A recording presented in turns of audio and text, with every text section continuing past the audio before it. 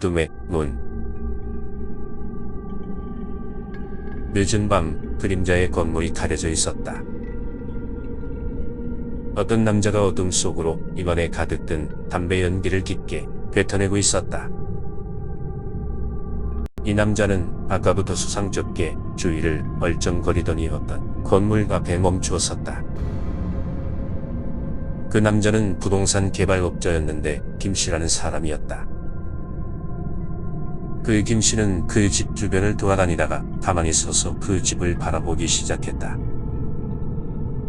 마치 자기 집이라도 된 것처럼 흡족하게 쳐다보고 있었다.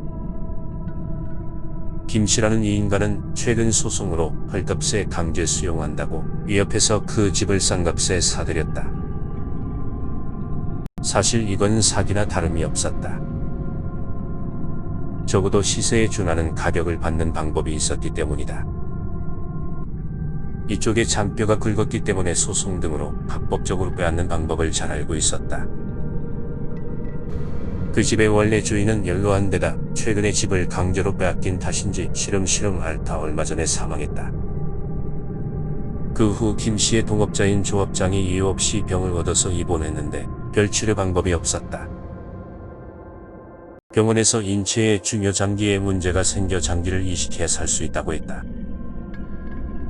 그 건물에는 이상한 점이 하나 있었는데 계단이 없는 벽, 외부의 문이 하나 허공을 마주보고 달려 있었다.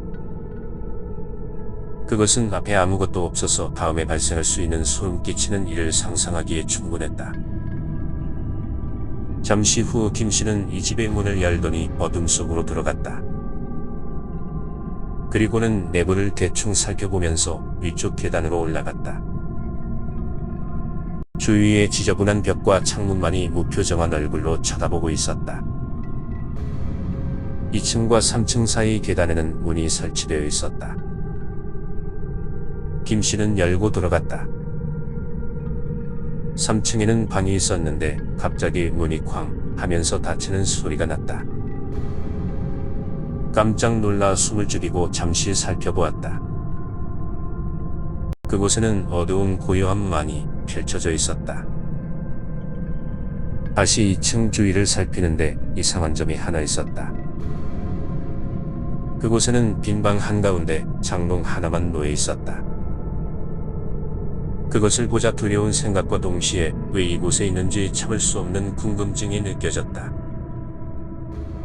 한번 두드려 보았는데 안에 무언가 있는지 둔탁한 느낌이 전해졌다. 그리고 안에서 무슨 머리카락들이 삐죽이 나와 있었다. 뭐지? 라고 조마조마해하면서 장롱문을 열었다가 하마터면 숨이 넘어갈 뻔했다. 안쪽에 죽은 사람이 누워있는 것이었다. 얼굴에는 긴 머리카락이 덮여 있었다. 사지가 부들부들 떨렸다. 그런데 잘 살펴보자 몸이 부자연스럽게 굳어있는 것이 사람이 아닌 인형이었다. 마네킹과 다르게 머리카락이 달려있었다. 그래서 김씨는 놀란 가슴을 쓸어내리며 곧장 옥상으로 올라갔다. 밤 하늘을 바라보다가 담배 생각이 났는지 한 대 피워 물었다. 쟤까지 깨 까불어봤자지 내가 누군데? 라고 매도를 거부하던 집주인을 생각하며 짧게 내뱉었다. 잠시 후 피우던 담배를 던져버렸다. 그리고 서 있는데 갑자기 옆에서 인기척을 느꼈다. 그는 고개를 돌렸다. 그러자 주위에 마네킹이 여러 개 있는 것이 보였다. 이 건물에서 옷 장사를 했나? 라고 하며 그는 고개를 갸우뚱거렸다. 마네킹이나 인형이 있기 때문이었다. 이 마네킹들이 시선을 바닥으로 향해 있었다. 조금 이상한 점은 마네킹은 보통 머리카락이 없는데 이곳에 마네킹은 있어서 의아했다. 그리고 내려가려는데 두려움이 마음속 깊은 곳에서 솟아오르기 시작했다. 그런데 가까이에 있는 마네킹이 김씨 쪽으로 몸을 움직이기 시작했다. 그는 놀라서 쳐다보았는데 그 인형은 소름 끼치는 미소를 짓고 있었다. 갑자기 어디선가 바람이 심하게 불어왔다. 마네킹이 김씨 옆으로 쓰러졌다. 그는 놀라서 다급히 내려갔다. 두려운 망상이 머리를 사로잡기 시작했다. 그런데 내려가자 예상치 못한 문제가 생겼다. 복도의 계단은 보이지 않고 여러 개의 문만이 보였다. 방은 물론 실내 계단에 조차 문이 달려 있어서 헷갈렸다. 올라올 때는 몰랐는데 어느 문을 열고 내려가야 하는지 알 수가 없었다. 그래서 김씨는 하나씩 열어보기로 했다. 일단 첫 번째 문을 천천히 열었다. 이 문을 열자 아무것도 보이지 않아서 핸드폰 불빛을 비추어 보았다. 사무실 크기의 공간이 있었다. 그 다음 문은 잠겨 있었다. 그래서 손잡이를 심하게 비틀었다. 여전히 열리지 않아서 몸으로 부딪혀 보았다. 그러자 문이 활짝 열렸는데 역시 계단이 없었다. 그 다음 문을 여는데 이번에도 잠겼나 싶었는데 세게 밀자 무언가 안쪽에서 막고 있는지 쉽게 열리지 않았다. 그래서 더 힘껏 밀었는데 갑자기 덜컹하더니 살짝 열렸다. 문틈 사이로 누군가 김씨를 보고 있었다. 아까 보았던 사람만한 크기의 그 인형이 문 앞에 서 있었다. 김씨는 그만 주저앉고 말았다. 그냥 인형이 서 있을 뿐이지만 두려운 나머지 얼른 나가야겠다고 생각하고 다시 일어났다.